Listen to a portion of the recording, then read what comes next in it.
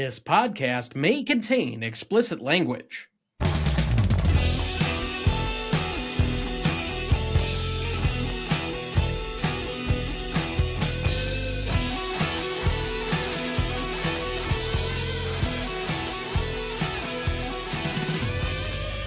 Welcome to the Greatest Movie of All Time podcast, the show that uses a unique grading style to redefine what the greatest movies are. I'm Tom Duncan. And I'm Dana Duncan. Welcome to our celebratory 250th episode, which means that we're covering one of the great movies of all time. As we've promised to do on every 25th movie that we do, we've covered one of the big, I guess you could consider, movies of all time. And it will also officially be our 5th anniversary on the day that this comes out. 1/12 of my life. Wow, that's kind of depressing to look at. I suppose, but then for additional context, it's close to 1/7 of mine, which feels also really weird and kind of creepy. Yeah. I suppose. Let's just jump into the movie before we get ourselves further in trouble here. Tonight, for our 250th episode, we discuss Schindler's List from 1993, directed by Steven Spielberg, written by Steven Zaillian, music by John Williams, cinematography by Janusz Kaminski, starring Liam Neeson as Oskar Schindler, Ben Kingsley as Itzhak Stern, Ray Fiennes as Eamon Gert, Caroline Goodall as Emily Schindler, Jonathan Segal as Poldek Pfefferberg, Embeth Davids as Helen Hirsch, Malgorza Gebel as Victoria Klanowska, Mark Evanier as Marcel Goldberg, Beatrice Macola as Ingrid, Andre Sawerin as Julian Scherner, Friedrich von Thun as Rolf Zerda, Jerzy Nowak as Investor, Norbert Weiser as Albert Huar, Albert Misak as Mordecai Vulcan, Michael Gordon as Mr. Nussbaum, Aldona Grokel as Mrs. Nussbaum, Yuri Avrahami as Chaim Novak, Michael Schneider as Yuda Dresner, Miri Fabian as Haya Dresner, Anna Muka as Danka Dresner, and Adi Nitzen as Mila Pfefferberg. Background for the movie: Schindler's List was released on December 15th, 1993. On a shoestring budget of $22 million, which had director Steven Spielberg foregoing his salary, the film went on to be a worldwide hit, grossing $96 million in its initial run, placing 9th worldwide for 1993 and earning an additional $226 million in re-releases for an all-time gross of $322.2 million worldwide. The film awed critics and filmgoers of the time alike, and the film was nominated for 12 Oscars, including Best Actor for Liam Neeson, Supporting Actor for Ray Fiennes, Makeup, Sound, and Costume Design, while winning Best Picture, Director for Steven Spielberg, Adapted Screenplay for Zaillian, Original Score for John Williams, Editing Cinematography for Janusz Kaminski, and Art Direction. Due to the popular reception of the film and its daunting depiction of the Holocaust, many have related popular culture's understanding of the history surrounding the event to be heavily impacted by the film.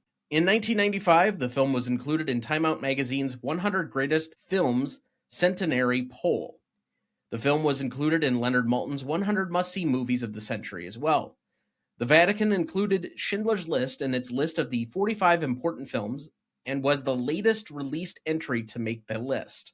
A Channel 4 poll named Schindler's List the 9th greatest film of all time, and it ranked 4th in their 2005 War Films poll. In 2004, the Library of Congress selected it for preservation in the National Film Registry.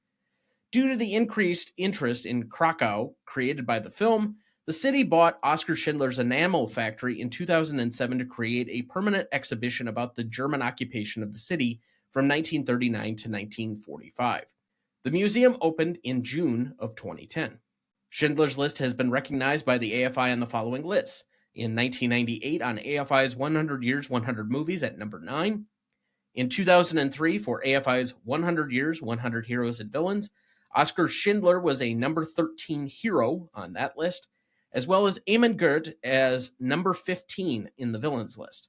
I mean, I know there are some great cinema villains, but 15? Really? Okay. 2006, AFI's 100 Years, 100 Cheers at number 3. For 2007's AFI's 100 Years, 100 Movies 10th Anniversary Edition, this film was number 8. And it was the number 3 epic film on AFI's 10 Top 10 list in 2008. Schindler's List currently holds a 98% among critics on Rotten Tomatoes, a 95 score on Metacritic, and a 4.5 out of 5 on Letterboxd. So as we begin each week, Dad, what is your relationship to this film? I saw it for the first time on probably VHS after it was released. I didn't see it in the theaters because about the time it was released that Christmas, we were in the process of packing up and moving from Boston to Wisconsin Rapids. So I didn't see any films through that December. It also makes sense given that you had 2 very small children, one of which was needy, and that was not me. Anyway, Well, we won't go there. I'm editorializing, of course. But I did not see the film until about, I want to say 2014, 2015, somewhere in that range, where I really started to truly get into film and start trying to check boxes off of lists. And this was one of the ones that obviously was a glaring omission, given its reputation, given who was behind it in the making of it. And when I really started to put together all the films that I was going to watch for my best picture list, this was like really top among those that I felt like I absolutely needed to see sooner than later. This is only the second time I've seen it. And it's because the first time I watched it, the only true remembrance I have, other than select portions of the film, is that for 40 minutes after the ending of the film, I could not physically stop myself from sobbing. And I wondered if I would have a very similar reaction to the film this time around. And while I would say that in a way I'm a little bit more desensitized to the level of violence and some of the things that were depicted than the first time that I saw it, partially just due to the level of violence in film that I probably watched since the first time I saw this. And add on all of the other Holocaust adjacent films that have come out since this, including last year with The Zone of Interest. It's just hard to put myself back in the shoes of the first time that you watch it. And yet when it gets to the ending, I still was trying to hold myself together. It is one of the most emotionally devastating. No, it is the most emotionally devastating film that I think I've ever seen. I would agree. I just, every time I watch it, it like creates a pit inside me. Not even just in my stomach, just a pit emotionally where it just, I can't really articulate it. It just, I just feel completely drained and empty and lacking in any belief in the goodness of man at some point. I could understand that some people might have some criticisms, particularly in an imperfect character of Oskar Schindler, and how they really don't focus a ton on his imperfections, his obvious extramarital relationships that they offhandedly mention. They kind of bring it up, but it's not nearly put out there in the way that apparently he very much flaunted it. He is, for 2/3 of the film, a very proud member of the Nazi Party. He is a war profiteer, and yet, in a way, he is eulogized as this seminal hero who saved 1,000 people. And so it's kind of an imperfect vessel to tell a story through. But due to the sensitivity, the cultural awareness, and I would say, in a way, the almost personal attachment that Steven Spielberg has clearly placed on getting a story like this correct and not making it discountable for the people that he actually really wants to emphasize. I think that this movie is so much more than an imperfect vessel of one guy who saved a bunch of people during one of possibly the worst tragedy in the history of mankind. This is profoundly more, because of the way it's shot, with all of the handheld cams, the documentary kind of style essence, the black and white photography, the attention to detail without pulling punches, and the visceral level of violence.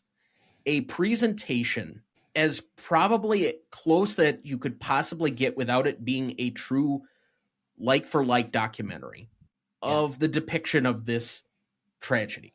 And I don't know if anybody else could have done as good a job. Well, he offered it to so many different directors to do himself because he was concerned that he didn't have the maturity to do it at the time. Polanski, Scorsese, I'm trying to remember who else was on that list. He also offered it to Kubrick. I Yep. know he offered it to De Palma. Yeah.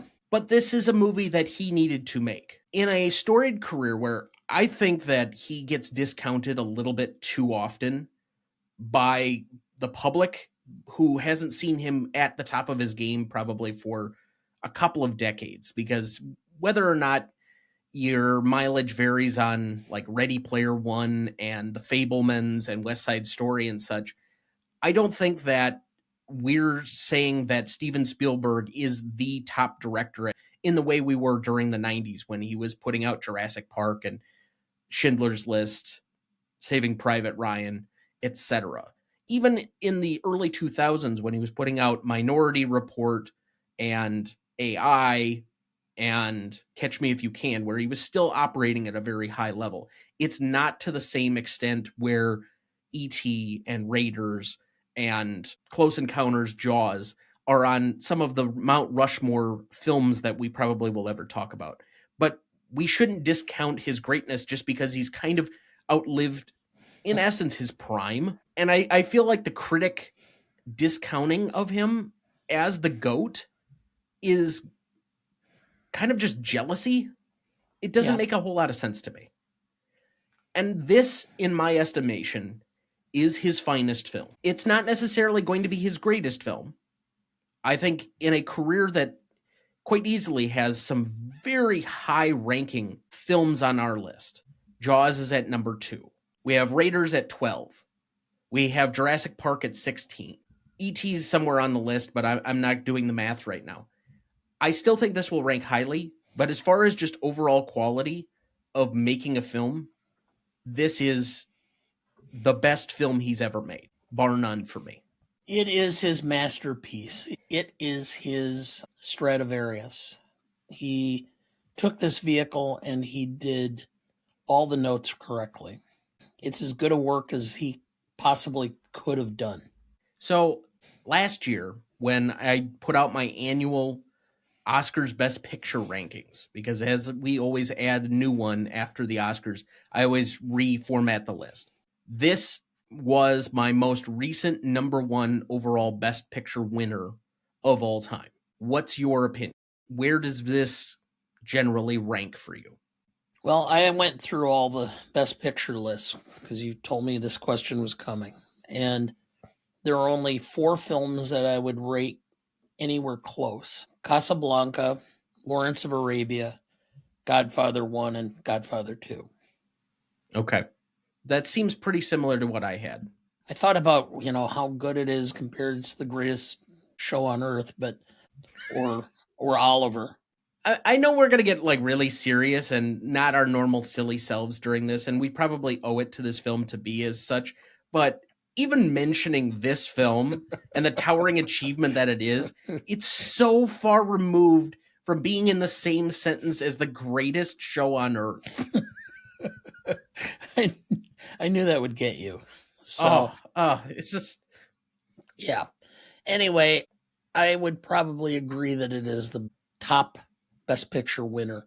I would have a hard time not ranking it above the 4 films I said. I mean, for the first couple of editions of the list that I completed, and we are going to be covering at least 2 more of these in the top 10 that I had this year. And that's going to be All About Eve and All Quiet on the Western Front. I could see very easily any of the top 9 being number 1, but due to what I think the moment is that we're currently living through, not just as a country, but as a worldwide society of coexisting people, this movie to me might be the most important. And when we talk about quality, about who's involved, the level at what they're executing on a particular film, it would be very hard for me to put something over it. And they're all that top tier. Like I tiered these films last year, but when we're talking about All About Eve, or we're talking about Casablanca, The Godfather, Godfather Part 2, The Best Years of Our Lives, these are some of the greatest movies ever made. And I think it does deserve to be among that list. Another reason to discount the Sight and Sound poll. I mean, it's not somebody peeling potatoes for 20 minutes. I know it's an inside joke, but it's really not. If Jean you know, or Jean Dielman, yeah, okay, greatest film ever. Yeah, okay. I don't know who's on the Sight and Sound poll, but they take themselves way too seriously. No shit. Okay. So, if we were to take a stab at this, and I'm not sure that we really need to define what the movie's about. I think it is in some ways somewhat self-explanatory.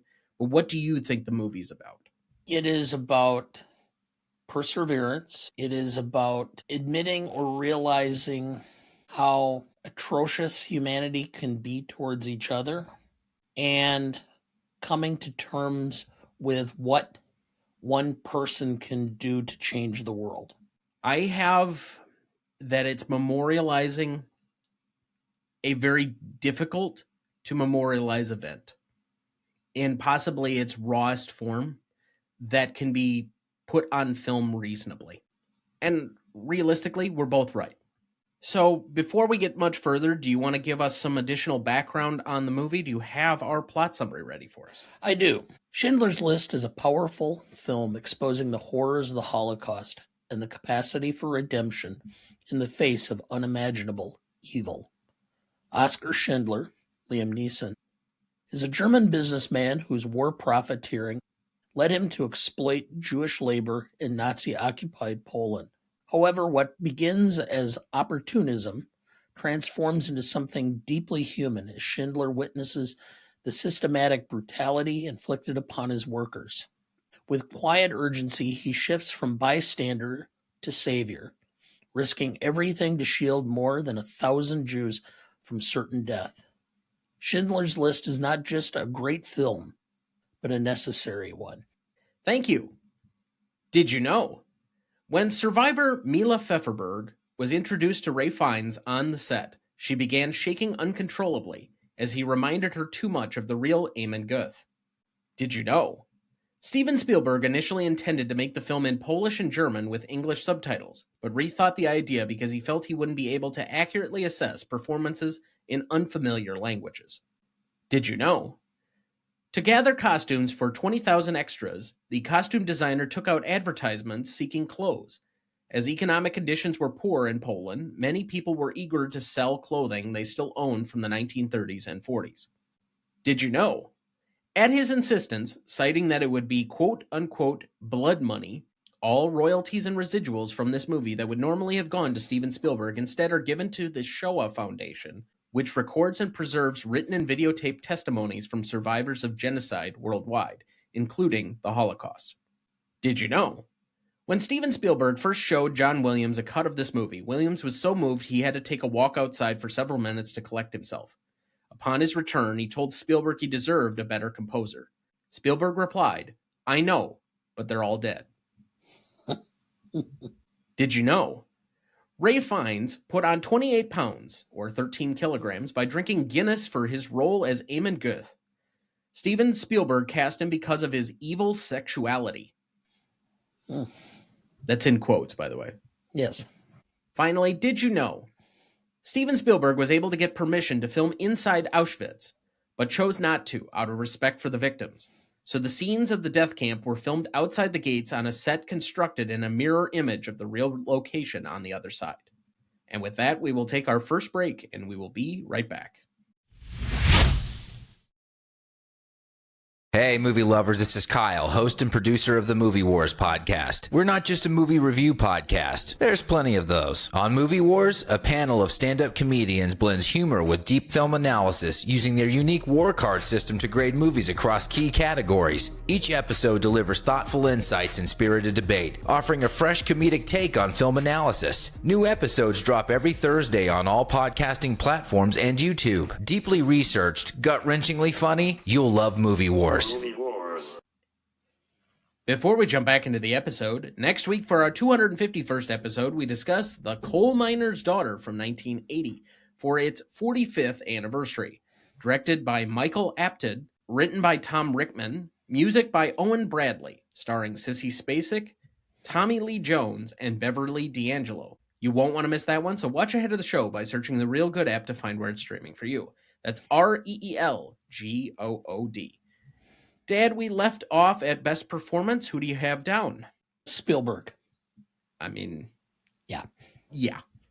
The decisions and the choices he makes, and I've kind of highlighted a few already, but in combination with Janusz Kaminski, with doing most of the film, or at least a high percentage of the film, in handheld cam, making it feel documentary-like, thus kind of setting you in this realism, kind of neo-realism environment, just gives you that extra edge to it. And it seems like every choice he made, from getting some fairly well-known, I guess now actors, at the time Ray Fiennes and Liam Neeson were pretty much unknowns, but he seemed to press every right button. Casting was good. The musical score is haunting. Williams obviously doing his level best, arguably, even though it's probably his least memorable score, it's one of his best. I just think that the combination of things and the signature way in which you can tell the care and the personal touch from Spielberg going into this, it's his most personal movie and his best movie. It would be unthinkable for me to put anybody else in this space.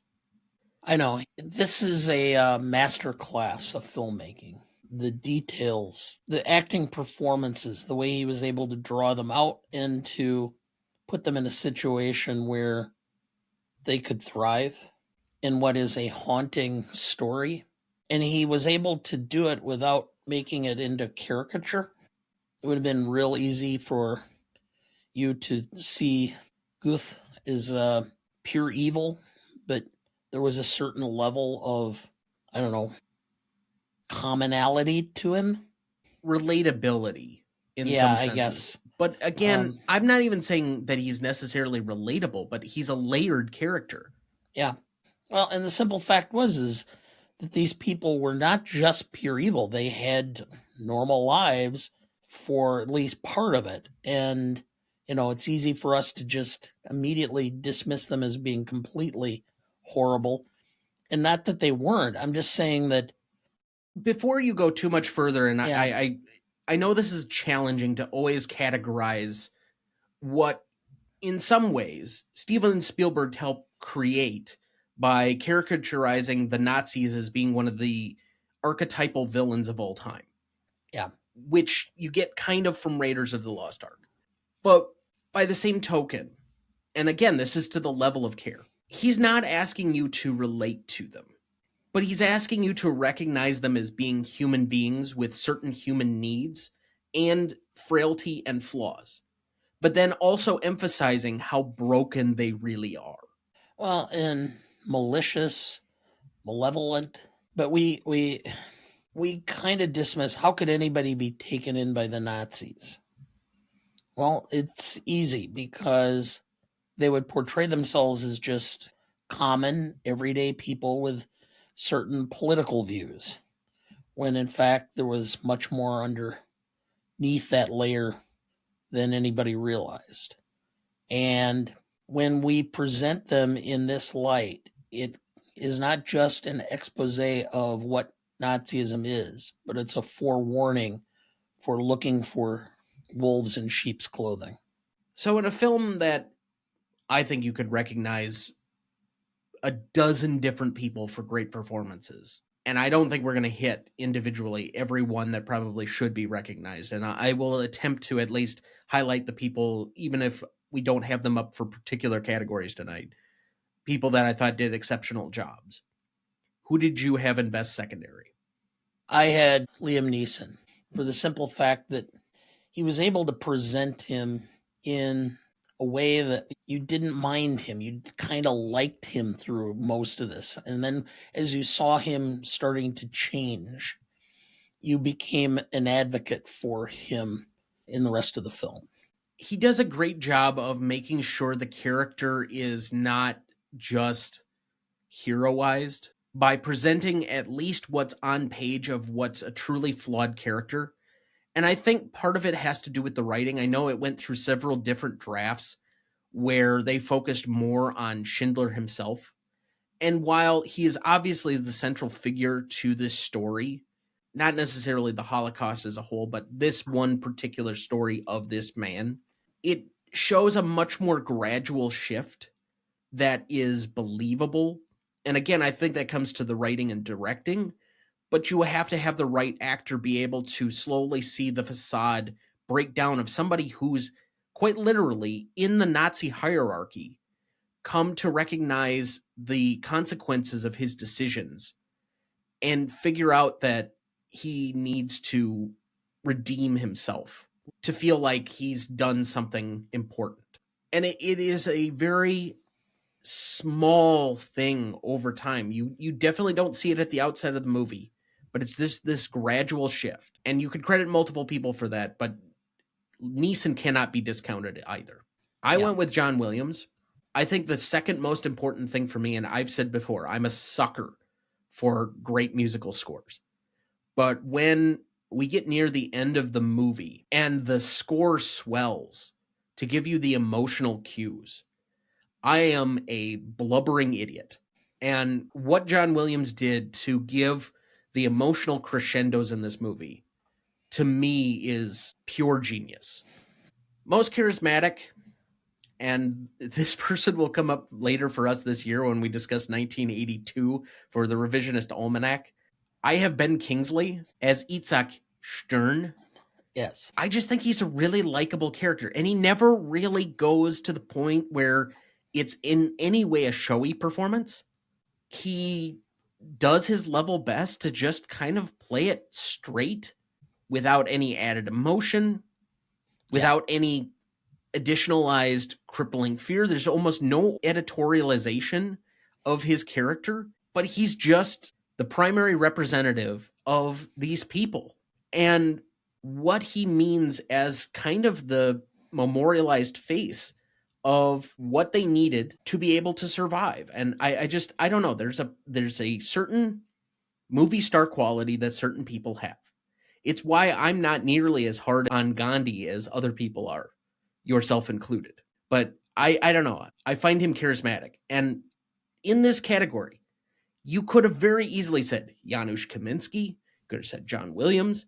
I think it's possibly an all-time crime that even though Tommy Lee Jones is great in The Fugitive, Ray Fiennes should have won this award. So you can go any place.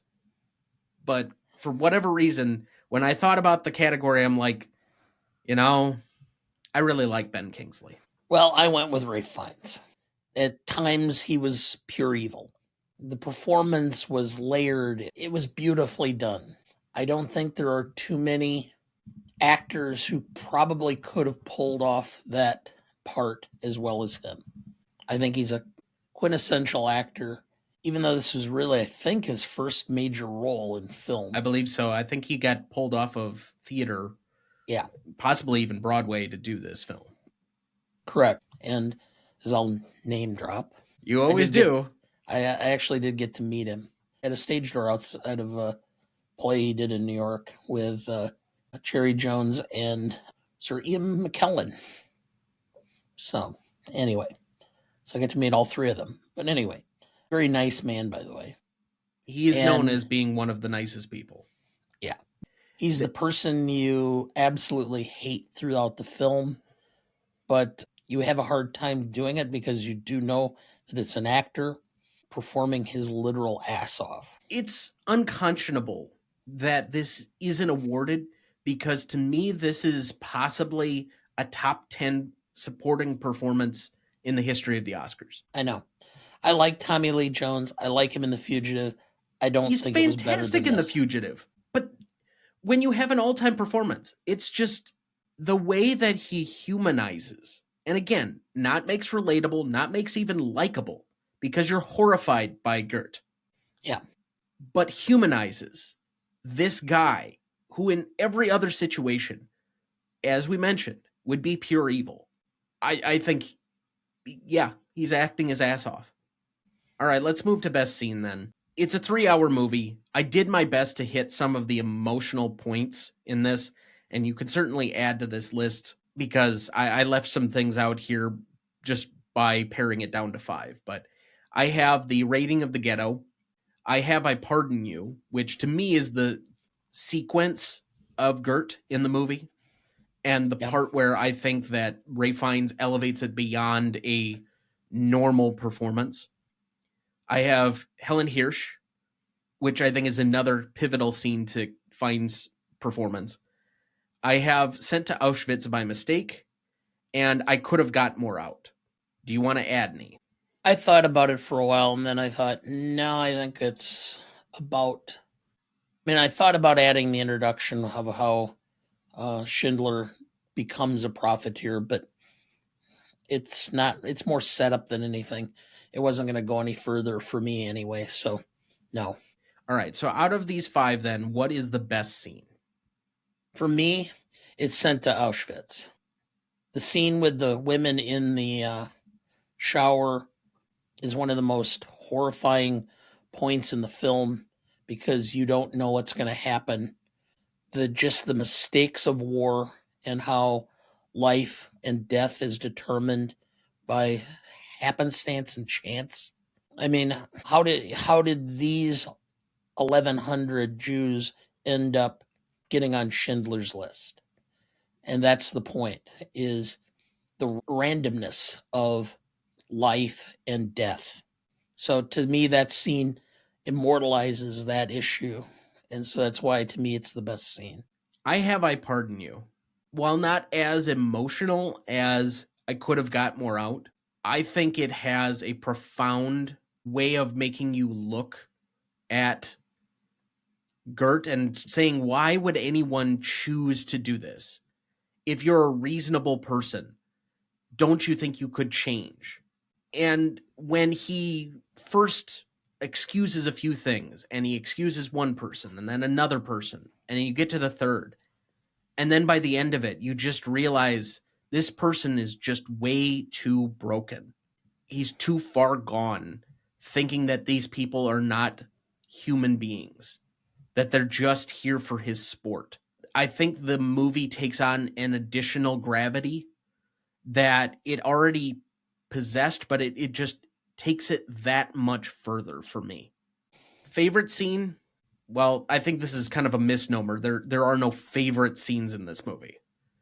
But if there's one that for me I think hits, I'm going to say the most emotional, or the scene that hits me the most, the one that resonates with me personally, is I Could Have Got More Out, because of the emotional hammer of that moment.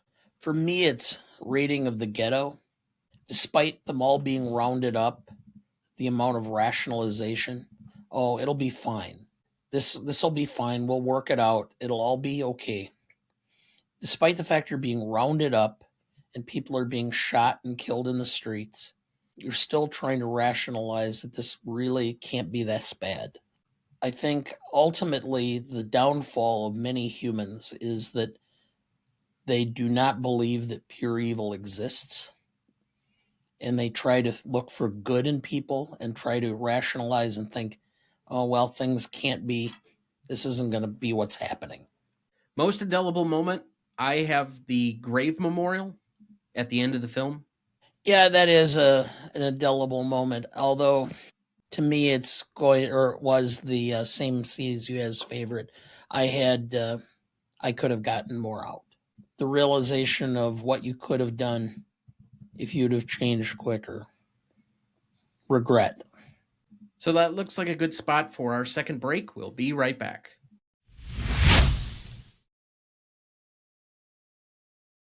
Before we jump back into the episode, did you know all of our newest episodes are also now in video format? That's right, you can see my resting nerd face and all of Dana's famous okays in pristine high definition. And that's not all. We're also on the cusp of a few different live streams coming up in the near future. First, our annual Oscars preview will be live streamed on our YouTube channel the week before the Oscars, and then we will have a live post-Oscars review the night after the awards with a whole bunch of your favorite guests dropping by to share their thoughts on what happened. We've also got a James Bond rankings live stream series planned and much, much more. If you want to check that all out, just head to youtube.com/@GMotePodcast and find us there. And if you do, please like the video or subscribe to us. We would really appreciate it. Dad, do we have anyone to remember this week? Yes. Alice Herson, 95, American actress, Another World, Being There, and One Life to Live. Biff Whiff, American actor, I Think You Should Leave, Everything Everywhere All at Once, and Brooklyn Nine-Nine. Bob Bingham, 78, American actor, Jesus Christ Superstar. And so we remember these here fondly with a moment of silence in their honor.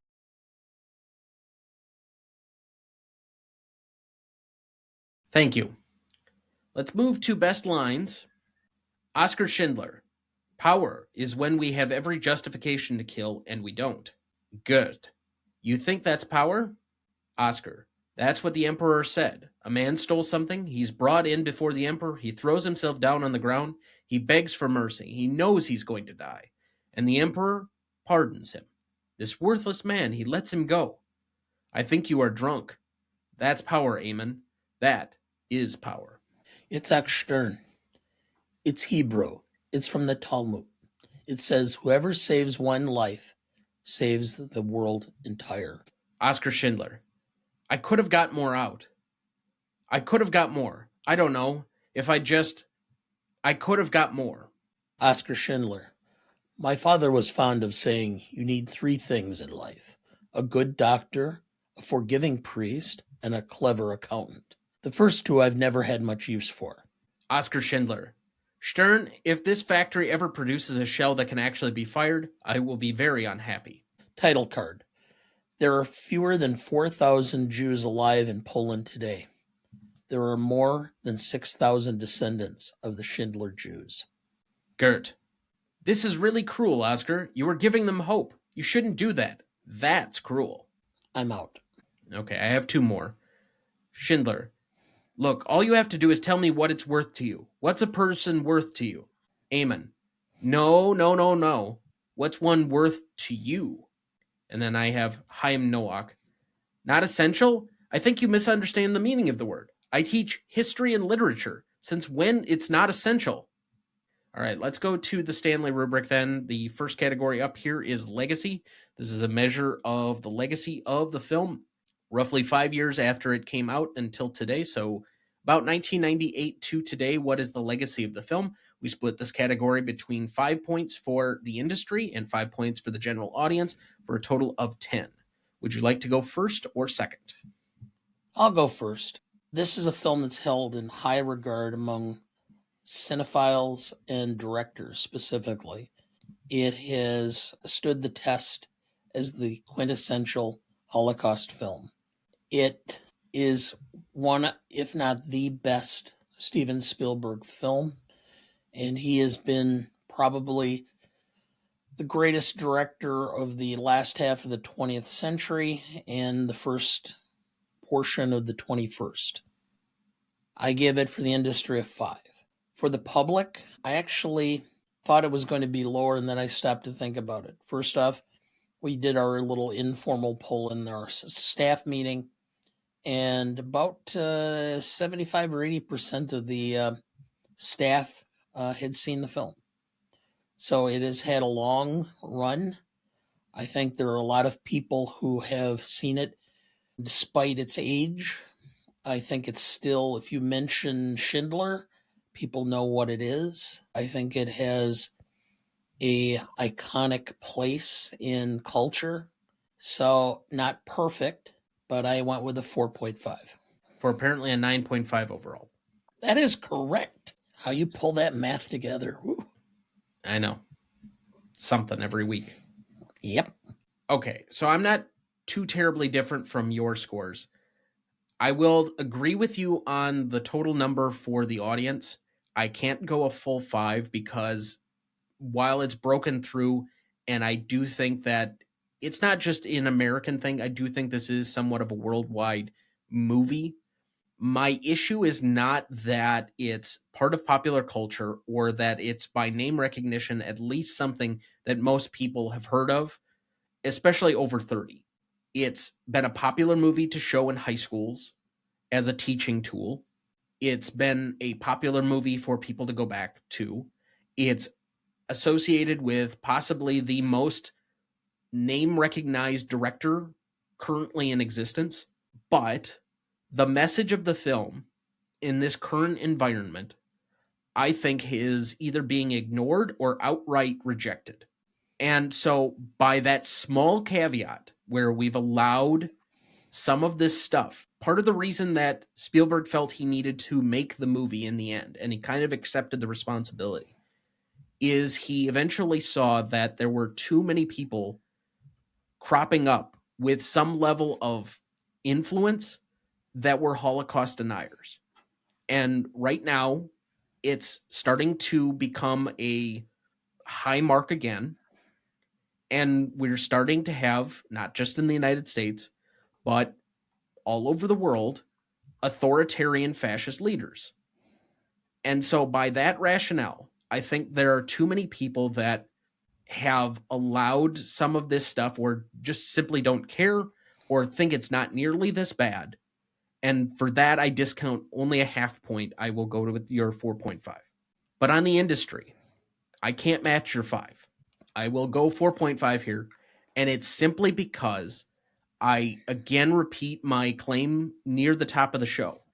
I think there is a wanton jealousy of people who cannot create art and popular films. And Steven Spielberg is able to accomplish both in a way that very few directors can.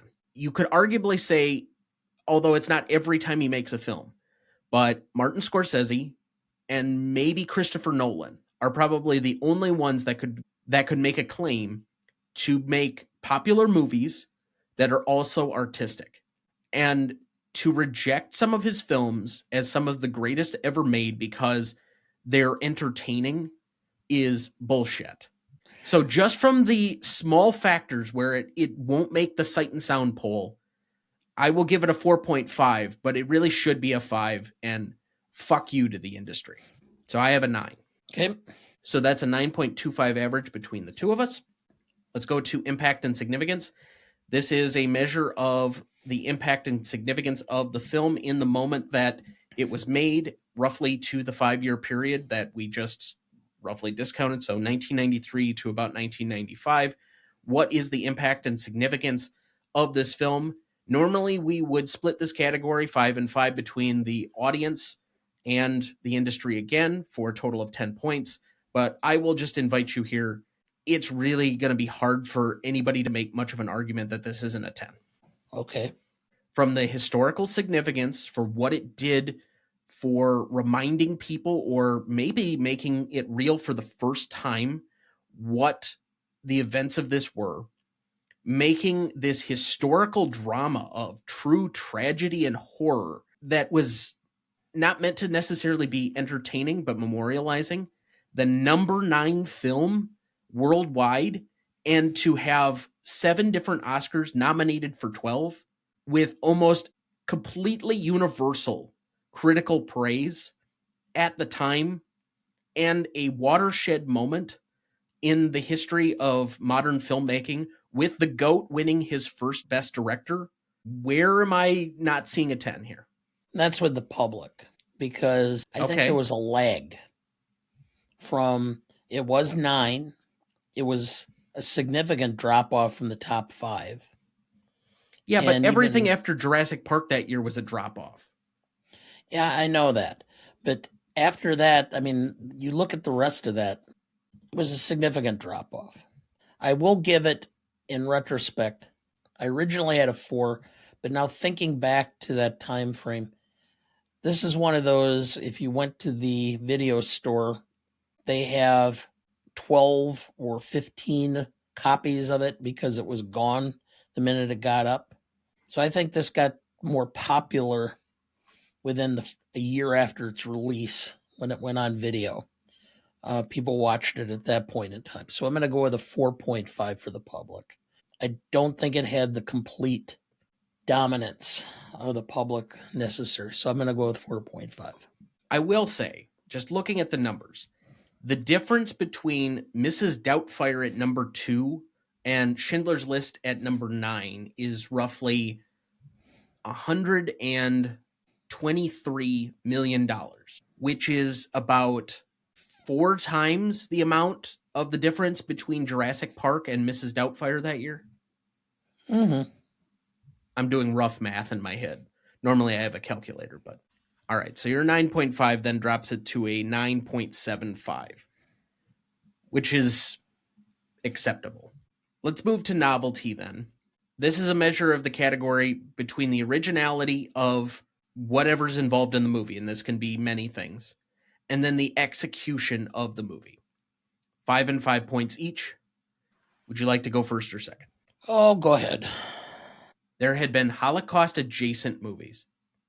There had been documentaries about the subject. But there was nothing this raw, this visceral, this real, this violent until Steven Spielberg made it. And in a way, every other movie that has been celebrated or that has any Holocaust content after it, and then to a degree, any movie of sheer political violence or genocide depicting real events, in some ways owes this movie with what it's doing. I think that this is a full 5 on originality because he set the mold as to how to do these kinds of movies and the seriousness that you had to take with it and the care and personal touch that you cannot phone in this kind of movie. You have to give it your best effort to add a chapter and be considered. Don't half-ass a Holocaust movie. You just can't do it. And while I would be willing to accept arguments that maybe it's not the most original thing, what I really just cannot do is accept that this is any less than a 5 on execution. So I'm at a full 10 again. Execution, I agree, you're 5. Clearly, this is taking the concept and driving it home. Originality. Judgment at Nuremberg, The Diary of Anne Frank. There were approximately 60 films that addressed the Holocaust before this, because I looked it up. Now, was it done in this style or manner and done with this level of rawness? No. But I cannot go with a full 5 for originality. I'm going to go with a 4 for that reason. He took a concept that had been done and he made it original, and that's through the execution. So I'm at a 9. Okay. So that is a 9.5 average between the two of us. So currently we have a 9.25, a 9.75, and a 9.5. Classicness. This is the most difficult category to put our finger on. We usually don't award a lot of points up, but we have often not taken points away. Now, we kind of introduced the concept of negligent versus malicious intent as to points off for classicness. In no way do I think either applies for this movie. And as such, I just don't see where you're pulling points off. So if you're starting at the baseline 6, and I've said for a while that classicness as far as timelessness, where I've occasionally added points, usually starts about 25 years. This is now 32 years, or it will be 32 years later this year. I think you could possibly add a point for classicness. I think you can add a point or two for being ahead of its time. The lone remaining point that I would question as to whether or not it gets to a full 10 is whether the impact of this movie wanes the more often you've seen it. So with that, I would say anywhere between an 8 and a 10 is arguable for me. I'm leaning towards a 10, but I'd like to hear your arguments. Let's put it this way. I found absolutely no problem with anything in this film, except that there was a few minor criticisms. The portrayal of early in the film, primarily financial transactions and all that. That was some of the criticisms from the Jewish community and some of the Jewish leadership. But again, I don't find that to be the case. I think it just reflected what was going on, which is they didn't think that this was going to be nearly as bad. But I cannot find any reason. This film will resonate 10 years from now as much as it did in 1993. And while you say that rewatching it loses its impact, if you rewatch it 3 times a year, yes. But if you're in a regular rotation where this is something I need to watch every 12 to or 18 to 24 months, no. So to me, this is a 10. Yeah, I would have very difficult arguments not putting it near the top on a 10, given the quality of the movie, that we haven't given 10s to a whole lot of things in classicness. I think this is a worthy entrant. 10 is just fine with me. So that's a 10 average between the two of us. Okay. Now, we have often brought up this movie in conversation for this next category in rewatchability. This is maybe one of the few flaws in our critiquing system as to measure how this is rewatchable or not. In an objective standard, it's a 3+ hour film that is about one of the most difficult subjects and will make you emotionally devastated and sad. Selling somebody to watch that on an average Friday night is just not necessarily in the cards. You'd have to make a plan. You have to be emotionally ready to watch this film. But instead of the joke response, which we've said is like Schindler's List probably going to be a 1 for rewatchability, I think that it should be rewatched more often. But to me, because of the impact of it, and again, I haven't probably seen this film in maybe close to 10 years, but it stays with me. The things I remember about the film, I don't think I need to see this more than once, maybe every 5 to 10 years, because it stays with me and because it's so emotionally impactful. But I'm going to go with a 3. Ooh. For me, every time I see this, it reminds me that I need to be reminded of why I do the things I do. You know, I've made a big joke about the fact that my whole life I've chased windmills like Don Quixote. My wife gave me a paper mache giraffe that's in my office because I'm always sticking my neck out. I need to watch this film, and I need to watch it every 24 to 18 months just to remind myself that one person can make a difference and that one person does impact thousands of people or can impact thousands of people. And for that reason, I give it a 7 because even though this is not a fun movie to watch, I mean, last week was kind of a hell week for me. This week has been a little worse so far. And it was difficult to sit down and go, all right, well, let's tear into the movie. But sometimes difficult situations are necessary because they do impact your life and your view. So I'm going with a 7. So that's a 5 average between the two of us.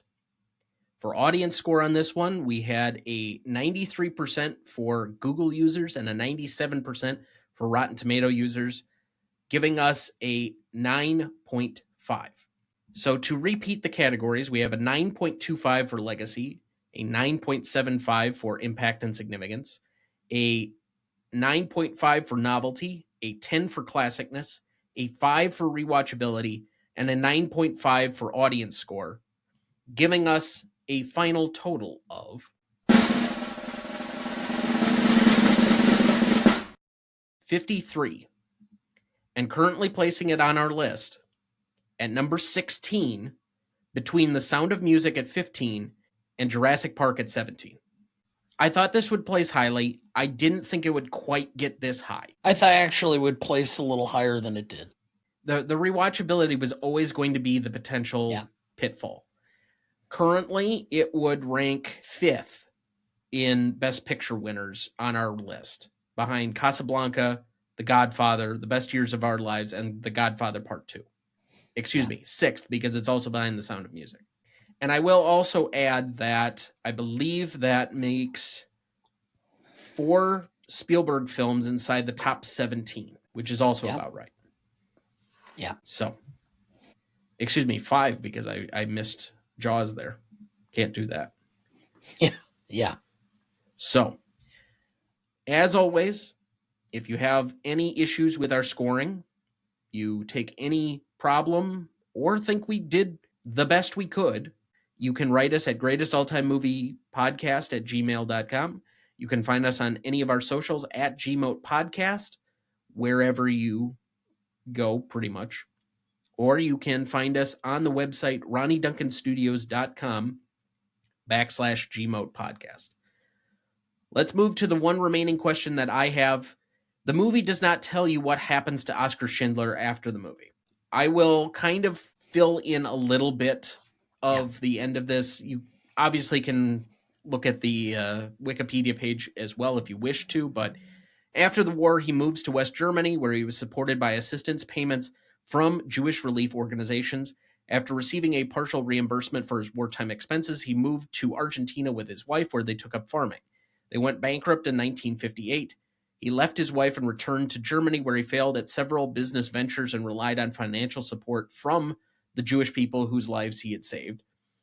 And he died in 1974 in Germany. He is currently buried in Jerusalem on Mount Zion, the only former member of the Nazi Party to be honored in this way. Outside of that, because this is a historical movie, I don't really have any additional questions as to the making or anything else of the movie. Obviously, being a celebrated movie, I think there's plenty of information if you have any questions about the film. But did you have any remaining questions? No, not really. All right, then let's move it to remaining thoughts for the week. I will do a little bit of housekeeping here. We just had our Oscars preview this last Sunday, which you could catch the live stream of, or we have already uploaded the audio version of that to the feed, wherever you're getting your podcast. So you can definitely check that out. We covered all of the Oscar nominees. I don't believe that we had enough time like we did last year to cover each of the categories and provide a winner for all of those. But obviously with time commitments the way they are these days for both of us, that just was not in the cards. But we got to as much as we possibly could, including all of the Best Picture nominees and several of the other categories as well. Now, in addition to that, we did make our Oscars bet, so you can find that there as well. So if you need some extra stakes for which one of us you get to laugh at for having to do a really shitty movie by this time next year, you will be able to. Also, by the time this is released, either it will have been recorded and maybe up on the feed, or it will be shortly coming. But you finished Simon Says. Yes, I did. Took 4 runs at it, where I could only watch so much of it before I was absolutely disgusted. Isn't it like 80 minutes? Yeah, something like that. And so about 20 minutes at a time is about all you can endure. It kind of reminded you of, you can look at some sort of like, I don't know, I guess the word would be, you can look at vomit for a little bit before you get sick. All right. But I also want to advertise that coming this following Monday from when this episode is released, we'll also be doing our post-Oscars reaction show where we have several guests already confirmed for the episode. We will have Andrew Corns of the Revisionist Almanac. We're going to have, I believe, Sarah Shea of Shea Cinema.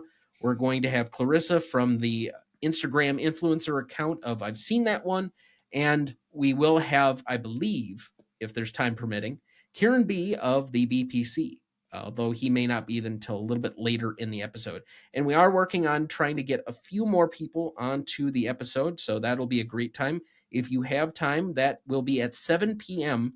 That is Monday, March 3rd, 7 p.m. Central Standard Time. Yes. So, otherwise, any other additional thoughts for the week? No. I am looking forward to the Oscars. I have, whether you know it or by listening to the show or not, I am a noted insomniac. I have a tendency to lay awake, especially if I start thinking. So I listen to something on a pillow speaker. I've been listening to a lot of Conan O'Brien in his radio show, his podcast. He has a channel on Sirius XM. So I'm looking forward to seeing how Conan does as the MC of the Oscars this year. Yeah, I'm a little curious because he's a more off the beaten path, less traditional choice than otherwise. I wouldn't say that, given his roots and where he originally came from, that Jimmy Kimmel is the most traditional of choices until recently, where he's become kind of contemporary, adult contemporary in his older age. But they're definitely not going to make very daring choices. From what I understand, they did reach out to John Mulaney after he did the Governor's Ball last year, and he declined. But some of the people that I think could really actually bring something to the Oscars and kind of, I wouldn't say in the way that like Ricky Gervais lit a torch and firebombed the place during the Golden Globes those several years. You don't really need that because they're supposed to be celebrating Hollywood. But somebody who could actually bring some fire, some attention, pick on them a little bit within some reason, they're not going to make the choices that they probably could of among some more relevant comedians at the moment. So for all the possibilities that we could have had, Conan's not a bad option. And I know he has a great following, so hopefully there will be people that have tuned in. But when we did our poll inside the office the other day, because I was just curious how many people not necessarily had seen any of the Best Picture nominees, but how many people had even heard of a Best Picture nominee in this lineup this year. There was one other person that knew any of the film titles. And let me say, well, other than your mother. That's only because I've drug her to 3 of them. And while I will say that when you started telling them some of the names, Dune Part 2 and Wicked, some of them had at least have some association or some name recognition of those. Not a single person had seen either of those films, and those are probably not going to win much of anything. So I'm really kind of apprehensive about how many people are actually going to tune into this thing. Yeah, I know. At least last year you had Barbenheimer to kind of help support it. But who knows this year? Is it just going to be an Amelia Perez hate watch?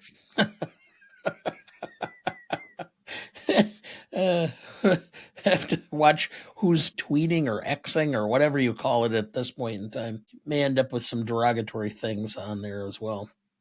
But otherwise, there's not a whole lot to say right now. We have some really great content coming up after the Oscars, but this is kind of a content-rich environment where we've had a lot of stuff going on with the live streams and now with your punishment episode coming in. And so you'll get probably sick of us, and then we'll kind of fade into the background for a few weeks before we hit you with all of these big name movies coming up that we have for later in the year. And as I've said before, we have a lot of big name movies coming up. But we appreciate you guys all being with us for yet another year. This is our 5th anniversary. This will be coming out the day that we started 5 years ago. It feels like a long time ago, and it feels like a short time ago. And it's such a mainstay in my week every week. I plan my week around doing the show. I wouldn't know what to do really without it. The week that we had off for Christmas was kind of weird, as it is almost every year, to not think about the show. But I am very grateful to have the opportunity to do this program with you, to have our great many guests, to have made all of the great connections that we have in the last 5 years. I've found some really great friends among some of our guests and the people that we've met and interacted with and helped in their own podcasting journey. So it's been an excellent 5 years, and I thank you all for being on this journey with us. So that's going to do it for us this week. Thank you for listening. And stop of that growling. You sound like a big old bar. Next week, for our 251st episode, we discuss The Coal Miner's Daughter from 1980 for its 45th anniversary. Directed by Michael Apted, written by Tom Rickman, music by Owen Bradley, starring Sissy Spacek, Tommy Lee Jones, and Beverly D'Angelo. You won't want to miss that one, so watch ahead of the show by searching the Real Good app to find where it's streaming for you. That's REELGOOD. Please like, follow, rate, and review, or whatever on whichever platform you have so that more can join in on our fun. You can also email the show at RonnieDuncanStudios.com or at greatestaltimemoviepodcast@gmail.com, or find us on YouTube, Instagram, Twitter, Letterboxd, or TikTok at the handle @GModePodcast. The Greatest Movie of All Time is a production of Ronnie Duncan Studios. Our show is mixed, edited, and written by Thomas Duncan. Our music is thanks to Purple Planet Music. Our distributor is Captivate FM. Our technical provider is Riverside FM.